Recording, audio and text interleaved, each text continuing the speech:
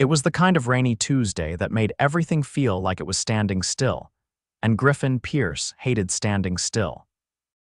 He shifted on the hard bench inside the packed children's section of the downtown library, one arm looped protectively around his 4-year-old daughter, Poppy, who had fallen asleep against his chest mid-story.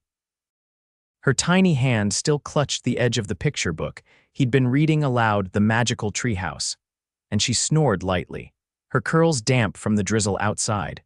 Griffin glanced around the room, looking for something to keep himself occupied while he waited for the storm to pass. That's when he noticed her. She sat on the opposite bench, her coat folded neatly in her lap, a small, worn leather notebook in one hand and a closed hardcover novel in the other. Her long legs were crossed, her brown boots slightly scuffed, like they'd seen too many airports and not enough rest. She looked like she didn't belong here, and maybe that's why she intrigued him. She looked up. Their eyes met. He offered a polite nod. She gave a soft smile, then looked down at her book again, then back up. "Is that one any good?" she asked gently, nodding toward the children's book still in his hand. Her voice was low but warm. Curious, not nosy, Griffin raised a brow and chuckled. "It's got time travel, pirates, and a talking frog." "What's not to love?" the woman laughed, and it was the kind of laugh that made people turn their heads. Soft, melodic, the kind that made him want to hear it again. "I'm Florence," she said, holding out her hand. "Griffin, and this is Poppy," he murmured, not wanting to wake his daughter. He took her hand carefully, trying not to jostle the child asleep against him. "Hi, Poppy," Florence whispered with a smile. "She's adorable." "Thanks," Griffin said, glancing down at his daughter, his face softening. "She's my whole world." Florence looked at him a moment longer than necessary. Most people, when they heard single dad, either looked uncomfortable or overly sympathetic. She didn't do either. "I've never seen a dad read with that much animation," Florence said lightly, nodding toward the book. "You had full voices going," Griffin grinned. "The frog has a British accent." "Poppy insists." Florence laughed again, and Griffin found himself shifting forward slightly, wanting to keep the conversation going. "What about you?" he asked. "What are you reading?" She held up the novel. "It's a disaster, overwritten and dull." "I've read cereal boxes with more tension." Griffin laughed, then held out his book. "Want a trade? Talking Frog might save your day." She blinked, surprised for a second, then took the book from him with a grin. "All right, Pierce. Let's see if your frog lives up to the hype." They sat there like that for a while. The rain outside softened. Children came and went. Poppy stirred once, then fell back asleep. Florence flipped through the silly picture book, giggling softly every few pages. Griffin couldn't remember the last time he'd talked this easily to a woman. Everything in his life had been about work, daycare drop-offs, court dates with his ex, and building a future for Poppy. There hadn't been time for anything else. But Florence didn't feel like a something else. She felt like he didn't know. A pause, a breath, a moment. "You waiting for someone?" he asked after a while, nodding toward the door. She hesitated. "A driver, he's late." Griffin raised an eyebrow. "Fancy." Florence shrugged. "Not really. Just complicated." He didn't push. He liked that about her. She didn't feel the need to over-explain. A librarian came by and gave them a polite warning that the library would be closing soon. Griffin sighed and gently shifted Poppy into his arms. Florence stood too, tucking the picture book under her arm. "Hold on," Griffin said, catching her wrist before she turned. "Keep it," she blinked. "The frog?" "Yeah, maybe he'll grow on you." She smiled, and it was soft and warm and somehow hit him in the chest. "Thanks, Griffin." He cleared his throat. "You hungry?" Florence tilted her head. "What?" "There's this diner across the street. Best grilled cheese in the city. Poppy loves it. We were gonna go anyway." She hesitated, glancing outside. "I don't want to impose, you're not." "But I get it," he said quickly, nodding. "Weird guy in a library offering you grilled cheese." She bit her lip, then smiled. "Okay, but only if the frog comes too." Griffin grinned. They walked across the street together, Poppy still asleep in his arms, the book tucked in Florence's bag. The diner was cozy and smelled like melted butter and pancakes. They got a booth in the back. Florence ordered tomato soup and grilled cheese. Griffin got pancakes for Poppy and coffee for himself. When Poppy finally woke up, she blinked at Florence with sleepy confusion. "Who's that?" "I'm Florence," she said warmly. Your dad shared his frog book with me. Poppy looked at her, then at her father. Did she like it? Loved it, Florence said, winking. And just like that, Poppy smiled and reached for a pancake. They ate, they talked, they laughed. Florence didn't say much about herself. She asked questions instead about Poppy, about Griffin's carpentry business, about what it was like raising a daughter alone. Griffin found himself answering honestly, even about the messy divorce that left him with full custody and a pile of legal fees. Florence's eyes softened at that. She didn't offer pity, just quiet understanding. I'm glad you sat down today, she said softly. He looked at her and for the first time in a long time felt something shift, something open. Me too. When they left the diner, her driver had finally arrived. A sleek black car waited at the curb. Griffin raised an eyebrow again. Not fancy, huh? Florence rolled her eyes. I had a meeting downtown earlier. They insisted. Griffin nodded, not pushing. She bent and kissed Poppy's forehead. Thanks for sharing pancakes with me, Poppy. Poppy giggled. Come again. Florence looked up at Griffin. Maybe I will. And then she got into the car and was gone. Griffin stood there in the drizzle, Poppy's hand in his, the frog book still fresh on his mind, and the woman who had laughed at his voices and asked about his life. He didn't know her last name, didn't know she was a millionaire, didn't know he'd see her again, or that she was already falling. Griffin didn't expect to see her again, not in the way that mattered. He'd told himself it was one of those chance encounters, the kind that felt bigger in the moment than it really was. A rainy day, a sleepy kid, a woman with a laugh that made you forget everything else. But 3 days later, she walked into his workshop like she'd always known where to find him. The bell above the door jingled, and Griffin looked up from the cedar plank he was sanding. His hands froze mid-motion. Poppy, sitting in the corner coloring on a roll of butcher paper, looked up too. Florence? He asked, blinking twice, as if she might vanish if he said her name too loud.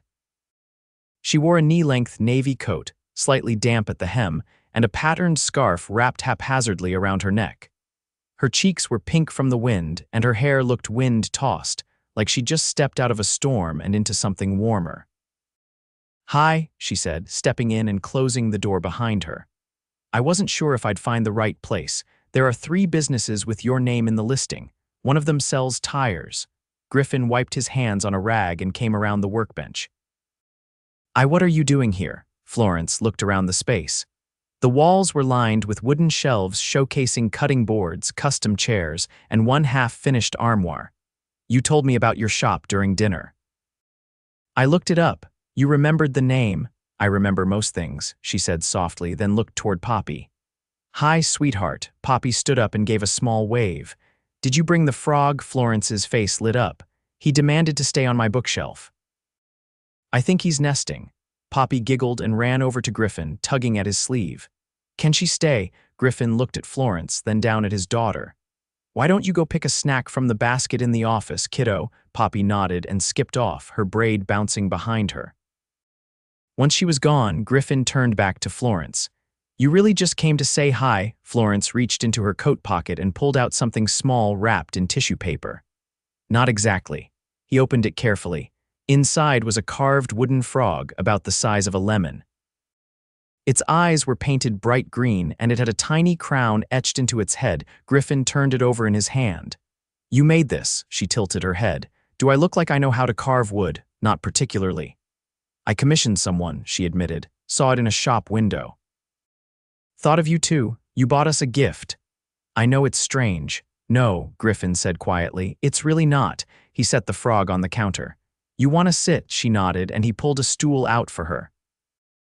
The room smelled faintly of cedar and varnish, and the soft hum of a space heater filled the silence between them. So, he said, leaning against the bench, what do you actually do, Florence? She looked at him with a curious expression. What makes you ask now? Because you don't seem like someone who has a driver just for meetings, and because people who commission gifts like this aren't usually browsing children's sections in public libraries. She hesitated. I'm not trying to pry, he added quickly. You don't have to. I run a company, she said, cutting in. A publishing company. Griffin narrowed his eyes. Books? Yes, we acquire manuscripts, scout new authors, negotiate film rights, that sort of thing. And you're the head of it. She didn't look away. I started it 6 years ago. We've done well. How well? Florence shrugged. Well enough that people I barely know ask me to fund their startups, and I haven't been in a grocery store in nearly 2 years. Griffin let out a low breath. That explains the driver. And the blazer I wore to story time, he laughed, and she smiled. Does that freak you out? She asked after a beat. The blazer, the money. Griffin crossed his arms. Should it? It usually does. I'm not most people. No, she said. You're really not. They sat in silence for a moment. Griffin stared at the frog on the counter, then back at her. I've never met someone like you, he said finally. Florence tilted her head. Because I run a company? No, because you didn't lead with it. You could have walked into that library and handed out business cards. She gave a soft laugh. I was hiding. From what? She looked away. A merger. My board's pushing one I don't want. They think I'm too sentimental about the company's original mission. I took a walk to clear my head and ended up reading about pirate frogs instead. Griffin watched her closely. You don't strike me as sentimental. Sentimentality makes money, she said, then paused. But it also makes you care about what happens to the people who helped you build something. He nodded slowly. That makes sense. I didn't come here to make things complicated, she said after a pause. I just liked you. Griffin's jaw tightened slightly, but not in anger. He stepped forward and ran a hand through his hair. You didn't make anything complicated. Life's already complicated. Florence's eyes softened. You want a tour? Her eyebrows lifted. Of your workshop? Yeah, you came all this way. Might as well show you how the sausage gets made. She stood and followed him through the space, her boots echoing softly on the concrete floor. He showed her the tools he used for inlay work, the reclaimed wood pile in the back, and a bench where he let Poppy paint small scraps of pine when she got bored.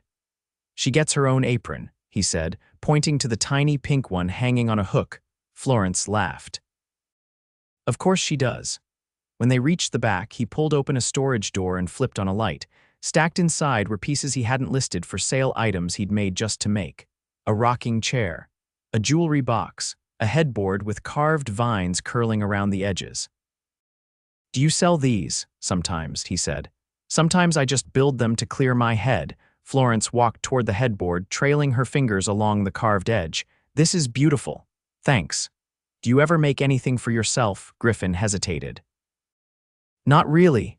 She turned to him. Why not? He shrugged. Guess I don't think about it. Florence stepped closer. You should.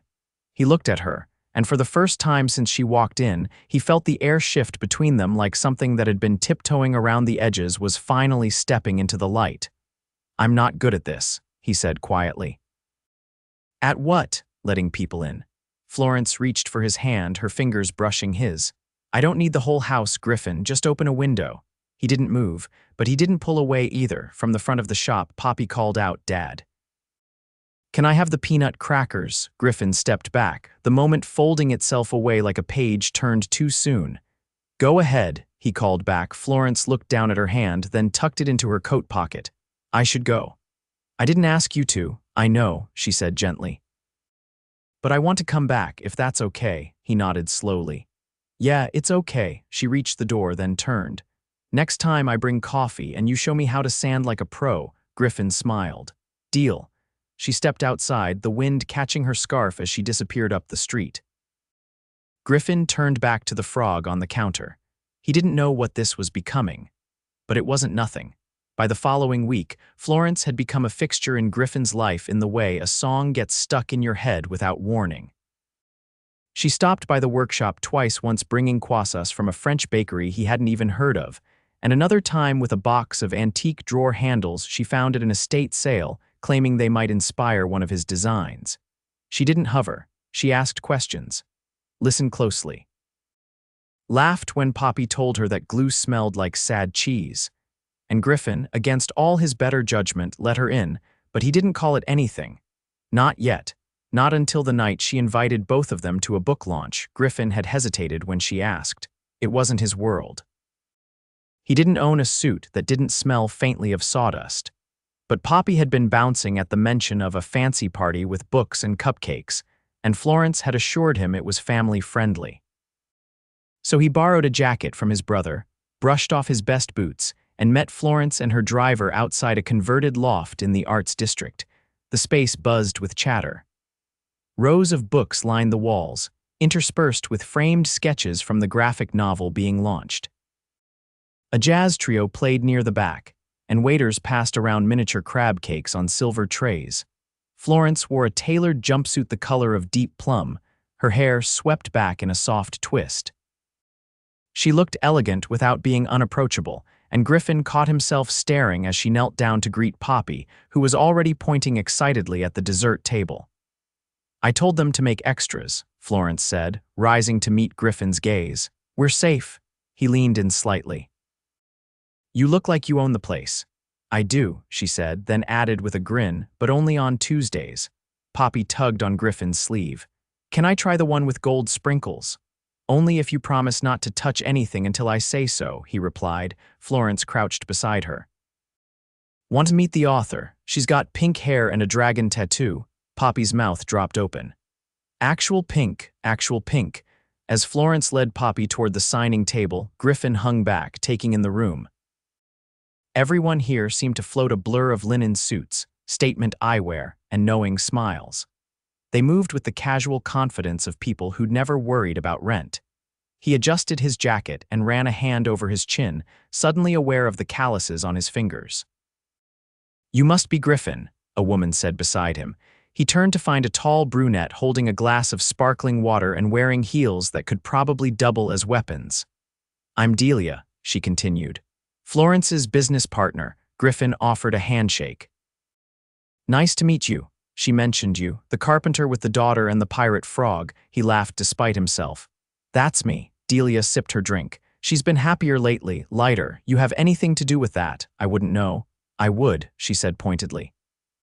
"Florence doesn't let people in easily. She listens well, makes space for everyone else's story. But hers, that's locked down tighter than a first draft."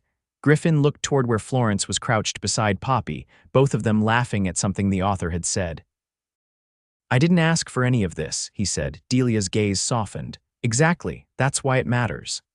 Later, Florence returned with Poppy, who was holding a signed copy of the graphic novel and a lollipop shaped like a star. "She wants to show you the dragon on the author's arm," Florence said. Poppy beamed. "It glows in the dark." Griffin raised an eyebrow. "You check that with a flashlight?" "No," Poppy said, "but she told me and she seemed very trustworthy." Florence laughed, then leaned closer to Griffin. "There's a rooftop upstairs, quieter." "Want to see it?" He nodded, and they made their way past the crowd, up a narrow staircase that opened onto a rooftop garden strung with fairy lights. The city stretched out beyond them, the skyline gleaming under the cloudless night. Florence slipped off her heels and sat on a wooden bench, exhaling like she hadn't all night. Griffin stood beside her, hands in his pockets. "You really built all this?" She looked up at him. "Piece by piece. And you still made time for a library on a Tuesday afternoon." Her smile faded slightly. "I needed to remember why I started." He sat beside her. "And did you?" She hesitated. "You and Poppy reminded me it wasn't supposed to be about numbers or mergers. I loved stories. I wanted to find voices that hadn't been heard." Griffin studied her face in the soft light. "Then why are you letting it change?" "Because they say if I don't agree to the merger, we'll lose our biggest investor. And if I lose him, I'll have to lay off half my staff." "That's not nothing," she nodded. "It's not. And you're carrying all of it on your own." "I'm used to it." Griffin leaned back. "That's the thing about being used to something. Doesn't mean it's right." Florence blinked, surprised by the quiet weight of the words. After a long silence, she asked, "What about you?" "You always wanted to build furniture," he nodded. "Since I was a kid. My grandfather was a carpenter. He gave me a chisel when I turned 9. I ruined half his tools trying to copy him." She smiled. "Did he mind?" He said, "Learning costs more than losing." Florence tucked her hair behind one ear. "I like that." "I didn't always do it full-time," he added. "When Poppy was born, I took a job managing inventory at a warehouse. It paid the bills, but I hated it. After the divorce, I started building again, at night, on weekends. Eventually, it paid enough to quit." "Do you miss anything about the old life?" "No," he said simply. "But I miss having someone to share the wins with." Florence looked at him, and the air between them shifted again. "I should probably get her home," he said finally. "Of course," she said, standing. "Thank you for coming." As they walked downstairs, Florence touched his arm. "Wait." He turned. "I don't know what this is yet," she said, "but I don't want it to be nothing." Griffin looked at her, then reached for her hand. "It's not nothing," he said. They drove back in silence, Poppy asleep between them in the back seat. When the car stopped in front of Griffin's apartment, he turned to Florence. "Come by tomorrow," he said. "Poppy wants to show you her latest masterpiece. It involves glitter and questionable storytelling." Florence smiled. "Wouldn't miss it." She watched them climb the stairs until the door shut behind them. Inside, Griffin carried his daughter to bed, tucking the signed book beneath her pillow. Then he stood in the hallway for a long time, staring into the dark, knowing something had shifted again. Not just with Florence, but in him. He wasn't used to wanting more, but now he couldn't imagine not wanting it. Rain tapped steadily against the windows of Griffin's apartment as Poppy sat cross-legged on the floor, glue stick in hand, carefully attaching googly eyes to a lopsided cardboard unicorn. Her tongue peeked out in concentration while Florence, seated beside her, gently held the creature's one intact wing in place. "Tell me again why this unicorn has a hat made of pasta," Florence asked, delicately adjusting a macaroni noodle. "She's undercover," Poppy explained, not looking up. "She's a spy. The pasta confuses people," Florence nodded solemnly. "Naturally." Griffin leaned against the kitchen doorway, watching them with arms crossed, a barely contained smile tugging at his expression. He hadn't seen Poppy this animated in days. The weather had kept her cooped up, and the novelty of coloring alone had worn thin. But Florence made everything feel new again. "All right, Agent Noodlehorn," Griffin said, walking over. "Time for your bath. You've got glitter in your eyebrows," Poppy groaned. "But she hasn't even gotten to the secret cave." "She can finish the mission tomorrow." Poppy narrowed her eyes. "Fine, but if the unicorn gets eaten by trolls, it's on you." Griffin scooped her up effortlessly, tossing her over his shoulder in a clumsy fireman carry as she squealed with laughter. Florence stood, brushing dried glue from her fingertips. "Need help? I've got it," Griffin said. "But if you hear splashing and screaming, it's definitely part of the bedtime routine." He disappeared down the hall, and Florence wandered to the window. The streetlights cast amber halos across the wet pavement below. From here, the city didn't look like a place that expected anything from her. It just breathed quietly, alive and unbothered. Griffin returned a few minutes later, hair damp from the splash zone, sleeves rolled to his elbows.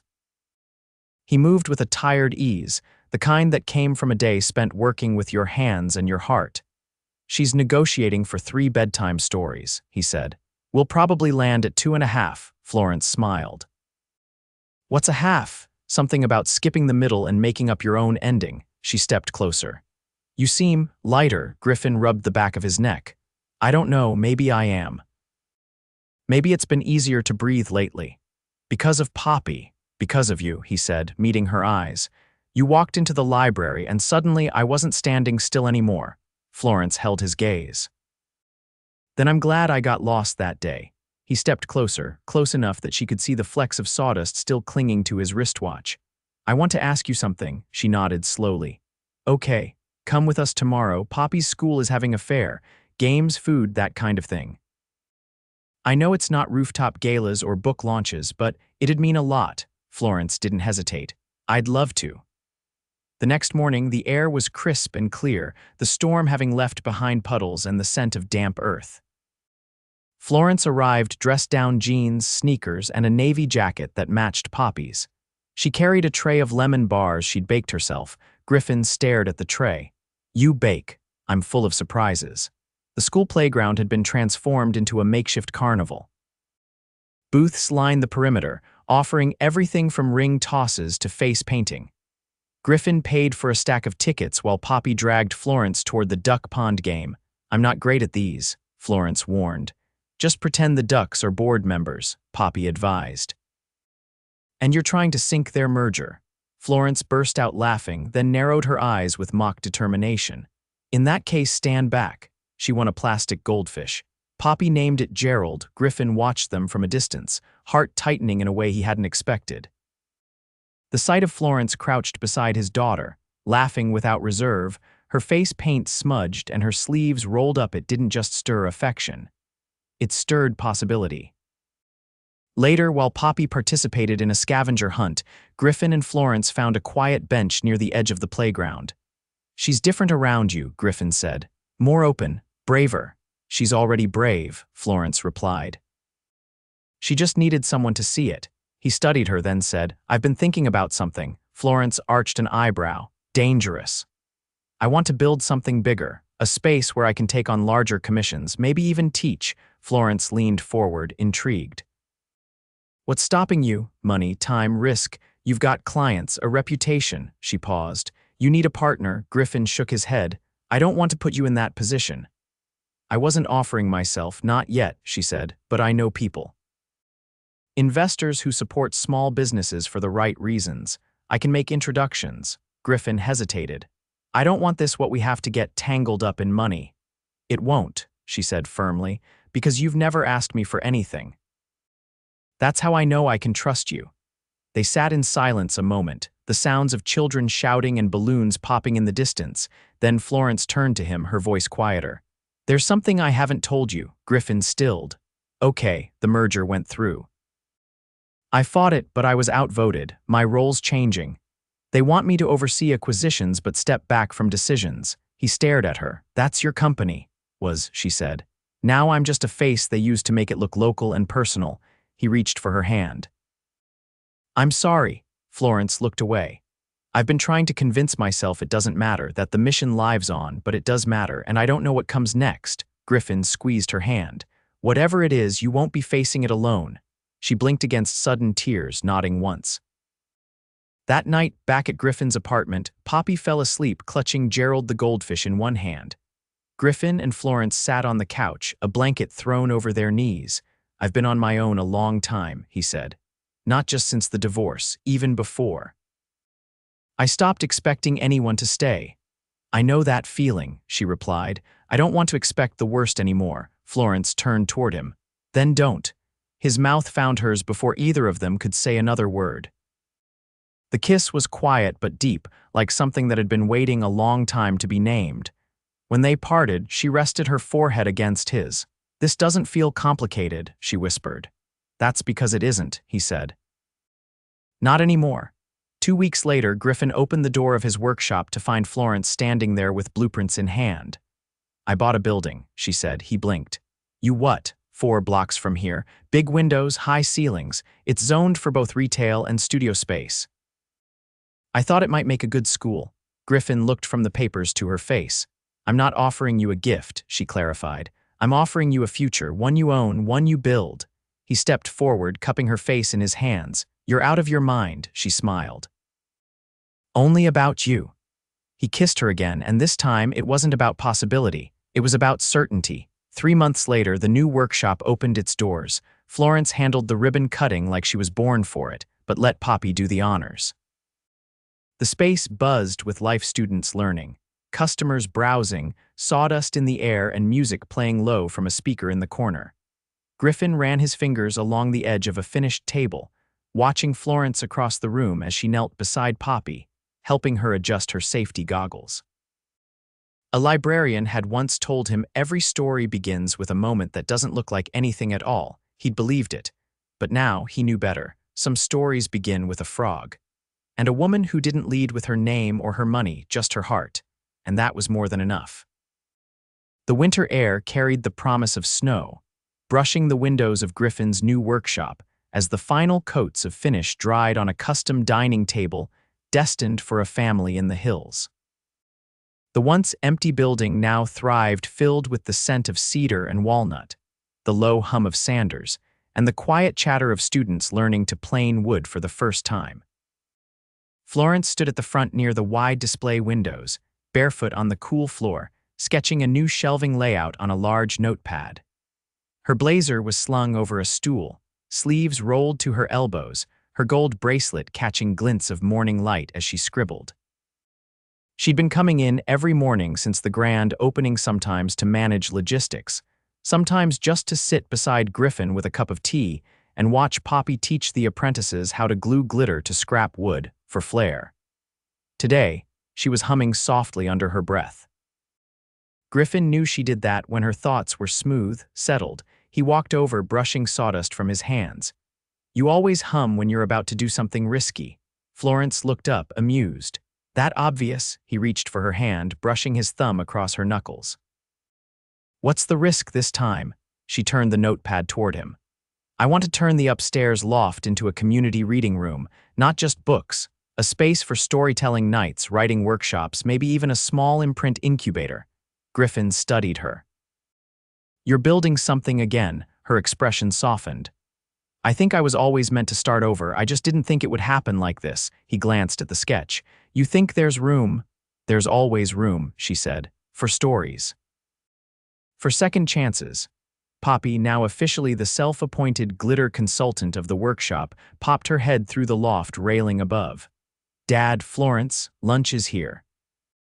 "And I didn't even drop the lemonade this time." Florence laughed and called back. "We're on our way, Agent Noodlehorn." Griffin raised a brow. "You're still using that code name," Florence leaned in, her voice low. "It grew on me." They climbed the stairs together, the scent of warm bread and roasted vegetables drifting from the kitchenette where Griffin's sister, Nora, was unpacking containers. She'd recently taken over midday care for Poppy, an agreement Griffin was grateful for, especially now that his days were packed with both hands on work and steady orders. "Poppy insisted on the chocolate cookies," Nora said, handing Griffin a plate. "I tried to talk her into oatmeal, but she said, and I quote, 'It's a celebration day.'" Griffin turned to his daughter. "What are we celebrating?" Poppy grinned, chocolate already on her cheeks. Florence said yes. He looked at Florence sharply. "Yes to what?" Florence wiped her hands and stepped forward. "To starting my own imprint again, quietly, small scale and local. I already signed the paperwork this morning. I'm calling it Second Light." Griffin's throat tightened, but he managed to speak. "You're really doing it," she nodded. "I'm not trying to compete with the old company. I just want to publish stories that matter, voices that don't get heard." She reached for his hand again. "Starting with yours," he blinked. "Mine?" Florence pulled a manuscript from her bag, a slim stack of pages bound with a string. "You told me once you used to write, that you stopped because life got messy." Griffin shook his head. "Florence, I found your old blog, the essays you uploaded 6 years ago. You wrote about your grandfather, about building that first table. About the nights you spent sketching blueprints on napkins." He looked down at the pages in disbelief. "You printed them, I edited them, formatted, added a foreword. It's your first book, Griffin. You didn't just build furniture, you built a life. That story deserves to be told." He sat slowly, the pages heavy in his hands. "I don't know what to say." Florence crouched in front of him. "Say you'll let me publish it. Say you'll let people see what I already know, that your story is worth telling." He looked up, eyes damp. "I never thought I'd have this." "You've always had it," she said. "You just needed someone to remind you. When they kissed, it wasn't new or electrifying or tentative. It was steady, solid. The kind of kiss that came after choices were made, after hearts had been laid bare." Poppy clapped from behind a cookie, and Nora pretended not to tear up. That night, Florence moved in. There was no formal conversation, no duffel bags or dramatic declarations. She just never left. Her coat stayed on the hook by the door. Her toothbrush quietly appeared next to his, and Poppy started calling her our Florence like it was the most natural thing in the world. They settled into a rhythm better than either of them had dared to hope. Griffin's business expanded faster than expected, and with Florence's strategic planning and connections, he was able to hire 2 full-time assistants and open evening classes for teens interested in woodworking. Florence's imprint signed its first 3 authors, all previously unpublished, all local, and hosted a standing-room-only open mic night in the newly renovated upstairs loft. They cooked most nights, messy and loud with music playing and flour on noses. Sometimes they danced in the kitchen. Sometimes they just sat on the couch, reading side by side while Poppy narrated her latest masterpiece involving a spy squirrel and a villainous watermelon. One Sunday morning, as sunlight spilled across the kitchen table, Griffin knelt beside Florence, holding a velvet box with a ring he'd carved himself. The diamond was modest, but the band was inlaid with a vine design that matched the headboard she'd once admired. Poppy stood behind him holding a sign that read, "Say yes forever." Florence didn't cry, she just kissed him and whispered, "I already did." They married in the reading room upstairs, surrounded by wood shavings and books. Florence wore a simple off-white dress with sleeves that fluttered when she laughed. Griffin wore a navy vest with the same vine motif stitched subtly into the lining. Poppy walked down the aisle sprinkling sawdust instead of petals, insisting it was on theme. Delia officiated, grinning the whole time. They wrote their own vows. Griffin promised to never stop building a life worth sharing. Florence promised to always believe in the parts of him he couldn't see yet, and when they kissed, it wasn't just a celebration. It was a homecoming. Years passed and the workshop grew. The reading room expanded, hosting literary festivals and children's storytelling weekends. Poppy published her first illustrated book at age 10, featuring a unicorn named Noodlehorn and her sidekick, Gerald the goldfish who could predict the weather. Florence never returned to the skyscraper halls of corporate publishing. She didn't need to. Her authors flourished, the community thrived, and every new book launch reminded her why she'd started in the first place. Griffin taught hundreds of students, built hundreds of pieces, but he always said the most important thing he ever built was the life they shared. They spent summers at the lake, winters by the fireplace, reading aloud. They lived simply, fully, and wildly in love. No one stood still anymore, not Griffin, not Florence. Not even the frog, who still sat on the workshop shelf with a tiny crown and a coat of new varnish watching over the life that began with a story and became a forever.